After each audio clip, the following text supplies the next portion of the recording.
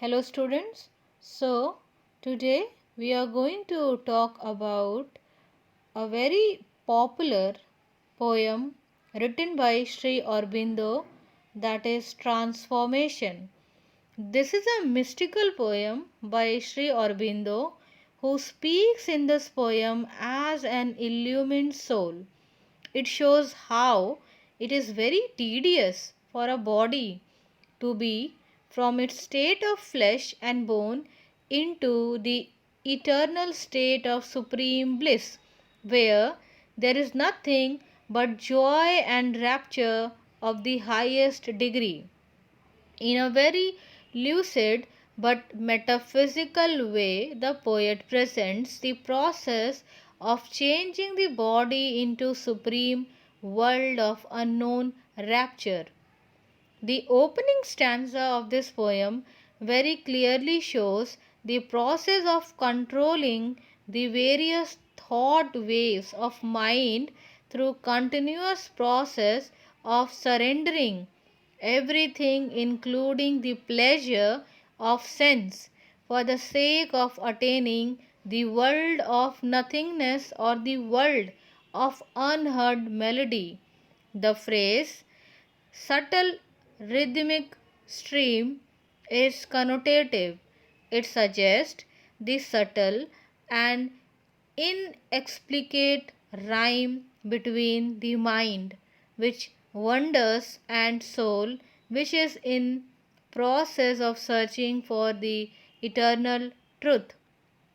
When the seeker of supreme bliss or the eternal truth gets mastery over his five senses, his nerves are thrilled at the highest perceptions and he begins to enjoy the divine joy and raptures beyond description.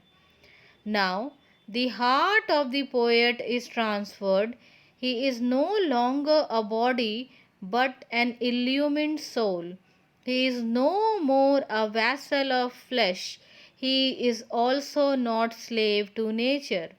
Now, he is not like birds of W.B. Yeats' poem Sailing to Byzantium that are in the nest, and the modern youth who are in one another's arm. He now never sings the songs of sensual music, but rings an immortal song of past, present, and future. After mastering the five senses, the yogi is not caught in the senses' narrow mesh. The poet observes and tell that now he doesn't discard the existence of body. It is the body which is the tool for attaining that supreme bliss by awakening the great power of the soul. When the great light of the soul is discovered, then for the yogi there is no significance of the body. His soul becomes the vast sunlight, such light which cannot be killed by the great death or time. The last stanza of the poem, Transformation, has both feeling and form, matter and manner. The rich philosophical thoughts have been beautifully woven into the garland of rich poetry and craftsmanship. The metaphor, narrow mesh, vassal, tool, and vast sun are very apt and suggestive.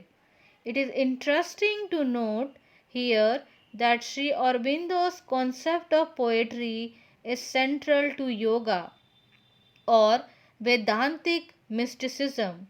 He is of the opinion that there is a very little difference between the seer and the creator. Poetry, according to him, is a direct yogic inspiration, as it is very difficult job to compose a universal and eternal work of art.